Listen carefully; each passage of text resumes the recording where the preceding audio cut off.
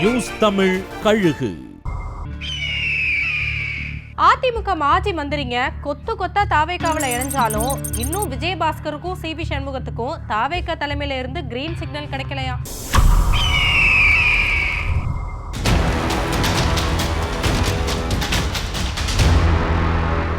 கட்சியை விட்டு போனவங்கன்னு எதிர்பார்க்காத முன்னாள் அதிமுக அமைச்சர்கள் எல்லாம் பனையூர்ல போய் தாவேக்கவுல ஐக்கியமாக விஜய் கட்சிக்கு போக போறாங்கன்னு பேசப்படுற விஜயபாஸ்கரும் சிவி சண்முகமும் இன்னும் முடிவெடுக்காம இருக்கிறது அதிமுக காரங்களுக்கே புரியாத புதிராயிருக்கா. குறிப்பா விஜயபாஸ்கர் தாவேக்கதான்னு முடிவெடுத்துட்டாரா.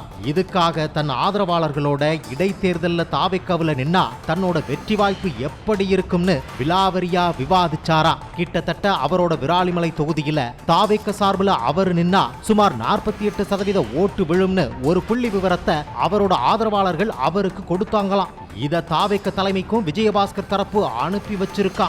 ஆனாலும் ஏனோ இன்னும் முதல்வர் தரப்புல இருந்து அழைப்பு வரலையா. சண்முகத்தோட அரசியலும் இதே நிலையில தான் ஊசலாட்டத்துல இருக்கா.